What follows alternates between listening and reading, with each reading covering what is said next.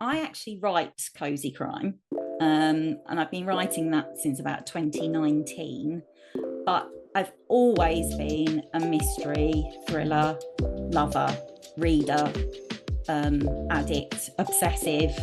I watch all the true crime programs. I listen to all those podcasts. Yeah, it just fascinates me. Just everything about it fascinates me.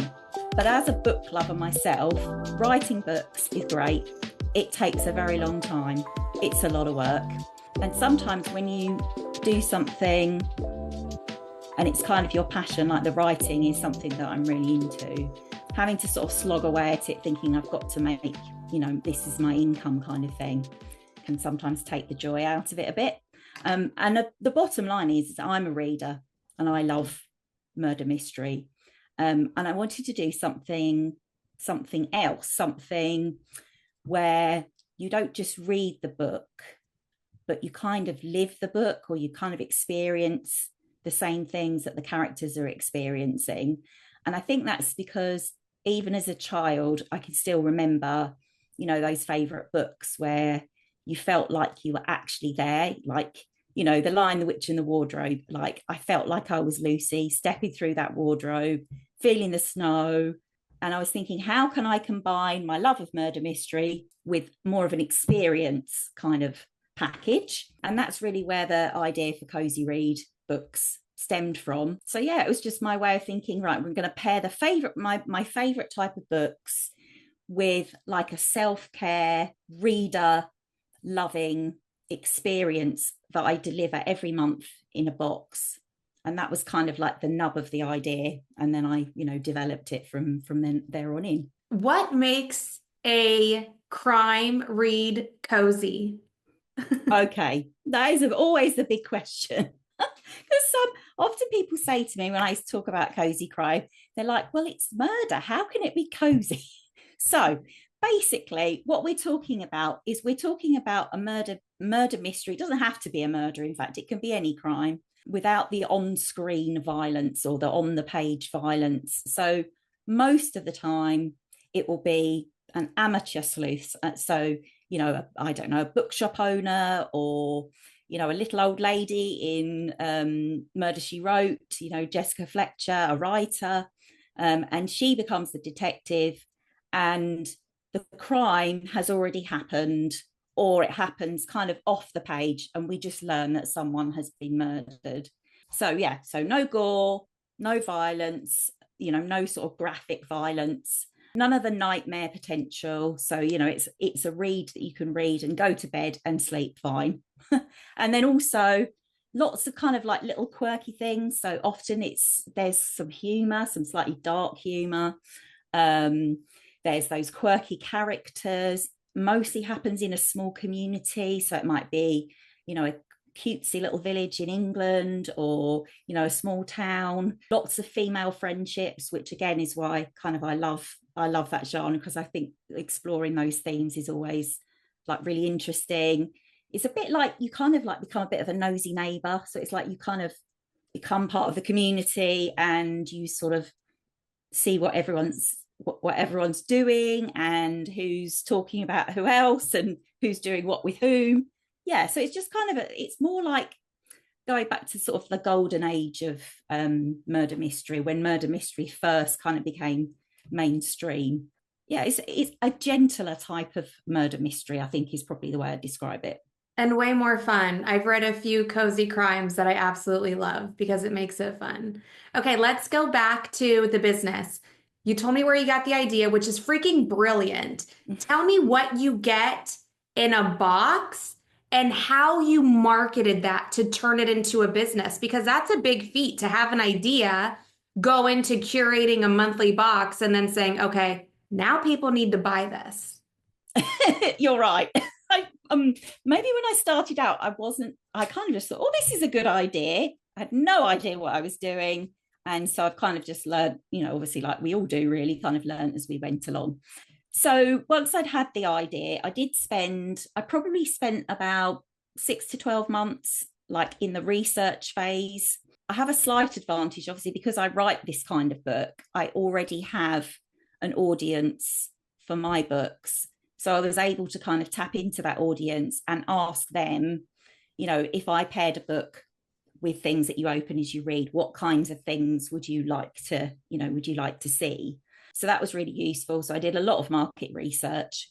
And eventually, the way it works is it's a really hard job, but I have to read lots and lots and lots of cozy crime books. It's terrible. It's a really hard job, but someone has to do it, and it has to be me. So that's the first thing. So I read a lot of books, and I'm always looking for those little hooks, sort of like, what's the backdrop of the book? What's the sleuth hobby? Can I tie that into gifts? And it's just very much sort of reading the book from cover to cover and then just looking for those moments. So I try and focus on like the senses, the five senses. So what are the tastes of the book? What are the sights? What are the smells? What are the sounds? All those things. And those tend to generate the ideas, things that I can include in the box. So in each box, obviously you'll get the book, which is the star of the show. And then you'll get 3 to 5 gifts that actually link to the story. And each of them is labeled with the page number that you open the gift on. So for example, I might pick something easy. So I don't know, the sleuth is makes herself a hot chocolate while she's considering all the suspects. So obviously that naturally lends itself to sourcing a hot chocolate, like a sachet or a kit, and then you'll have the page number. So while the sleuth is drinking her hot chocolate, you're drinking your hot chocolate. And it's kind of those things. I've had like really, really luxurious sort of like bubble hats and scarves, beautiful soaps and bath bombs for the smells, candles. Again, cozy lovers tend to love that kind of cozy lifestyle kind of vibe. So it's sort of cozy things for the home, blankets, socks, lots and lots of different things. And then also I try to create with each box kind of exclusive content that you just can't get anywhere else. So we have like a little mini magazine from the Cozy Nook shop, as we call it, which has information from the author. So I get the author to write, a little note about something that inspired them. Again, that's exclusive. I actually create puzzles that directly link to the story. So it might be, I don't know, a word search, or last month's box that we've just sent. There was a cryptic crossword that I actually created myself, which linked to the story and the characters and the themes. There's kind of the two elements. There's, obviously the book and the gifts, and then there's this kind of exclusive content, exclusive bookmarks that, again, you can't get anywhere else. There's always a few of those items too. Are these gifts that you purchase wholesale, or do the owners send them to you as publicity? Mostly I'm sourcing those gifts myself, obviously from wholesalers, but on occasion the author, so a couple of books ago, the authors that I used, she's also a potter. She makes ceramic items. So she actually had some ceramic, like some little fridge magnets and like a little book bag brooch. And she supplied some of those, and we put those in the box as well. So again, they're pretty exclusive because it's quite difficult to get hold of those things. Kind of like anything goes. It's, we just decide for that particular box what's the best things, that will go into it. Again, I'm lucky because I know quite a lot of cozy crime authors. So I've kind of got that inroad with authors that I can, it's easy to contact, and they kind of sort of, a lot of them know me. How did you start marketing it and getting people to subscribe to this monthly box? Because I feel like that is just like a huge feat. Yeah, it's tricky. The subscription box market is definitely growing, but it's definitely still new in the UK. I think it's probably bigger in the US, although obviously I'm here in the UK. I started a bit like launching a book, really. I kind of had this pre-launch phase where obviously we were trying to drive, interest and get more visibility in the sort of the usual channels, obviously social media. Obviously I'd got my email list already from my author business, so I was able to sort of email them. But I actually decided to create an online solve the mystery challenge. which I publicised on social media. So basically, people signed up to the box mailing list, which obviously grew the list because we didn't have anybody on it, or we had about 20 people, I think, from my research group. Over a week, they solved puzzles on a website that I built in MailerLite for nothing every day. And we had codes, and there was a whole story behind it. There were codes to solve. There were like maps to read and lots of different little puzzles each day. And then everybody who attempted it got a discount code for the first subscribing to the first box. I kind of hoped maybe I'd get about, I don't know, 50 or 60 people doing it. And it went wild. So I think by the end, I had about 475 people do this challenge. It just went crazy. I don't know how, but anyway, people were obviously sharing it with it, obviously, because I was then able to email them, and I was saying, if you know someone who loves puzzles or who loves mysteries, share it, they can sign up too. So it took time, obviously, to build it, but creating it for nothing, and ended up with about 470 odd people, I think, did the challenge. And then that was our kind of pre-launch phase. And then obviously when the launch came, I had those people to market to, and they had their discount code, which some of them used. And that's how we got started. But as soon as we had, our audience was about 470, and normally you're looking at, I don't know, maybe a 1 to 2% kind of conversion. 20-25 is actually pretty good. And obviously cozy crime is quite niche. So, it's not like maybe launching a romance book box, which probably, you're going to be looking at a bigger audience anyway. It's just about visibility now. We're just kind of like, we've got our processes going. I think it's actually important when you start. It can be a blessing, hundreds of people when you start, but also it can be a curse because you don't know what you don't know. So when you're doing those first fulfillments, actually having reasonable numbers that you can kind of manage, it's been helpful, because it's probably taken me this long. We only launched in October last year, so it's probably taken me this long, to get everything rolling and get everything moving in the right direction, because effectively you're working on 3 boxes at a time. So there's the box you've just done, which you can then talk about because people have had it, the box you're going to fulfill shortly, and then the box ahead. So there's quite a lot of moving parts, to sort of keep track of, and all the other 101 things that you're doing when it's just you and you haven't got a team yet. Being in this business for less than 6 months and it only being you, that's pretty impressive. Can people anywhere subscribe, or are you limited by geography being in the UK? Yeah, so we currently are, obviously we're shipping locally to the UK, but we also have shipping to the US and to Canada. Obviously, it's always, subject to change, because we just never know, particularly with shipping costs, which are steep. For example, when we started, we were also shipping to the EU, and we had a few EU subscribers. But we quickly had to sort of put pause on that, because with all the Brexit regulations, and there's this new regulation coming in about, where you've sourced your products from and product safety, it just wasn't going to be viable to continue doing that with the smaller numbers. So we had to kind of say, really sorry, we will look at it again in the future, but we just can't continue with that at the moment. Yeah, so if you're in the US, if you're in Canada, you can subscribe.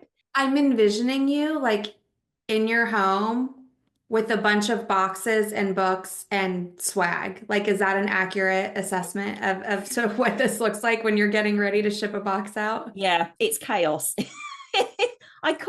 It's like I call it Christmas every month, which I think is something that is talked about in the cozy world, because we have Christmas in July in cozy crime. But yeah, so I call the box Christmas every month, because it is like that. It's pretty much my whole house is overtaken with bits and pieces, because there'll be one room that's got all the boxes, all the folded up boxes, and then I have to put them together, and then we've got another room where I'm wrapping the books, and obviously because everything has a page number and is opened at a specific point in time, everything is wrapped. So it isn't just lots of boxes. You buy the items, you put them in the box with the shred, you close it up and off it goes. But this box is different. So everything has to be wrapped individually and the page numbers applied. And it's part of the unboxing experience is, everything looks pretty. The book, has a lovely pleated wrap on it. We have like a little wax seal with a little skull in it. It's a beautiful thing when you receive it, and it's a joy to unwrap.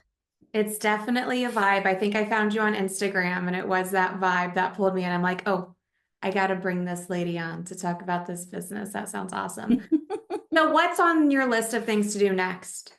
So obviously the big piece now is the visibility piece, talking to as many people about the box as possible, continuing to refine sort of our list of suppliers and who we use. We're trying to use obviously UK suppliers. We're trying to use small businesses. So we're trying to sort of promote other people's products at the same time. We're trying to be as sustainable as possible. We can't guarantee that everything is 100% sustainable because it's quite difficult to do that at cost as things are small. But, we're continuing to sort of to push that. Yeah, so it's just really we're focusing on growth. That's our next step. So shouting out loud and telling everybody we're here and that we've got a great unique box for people to enjoy.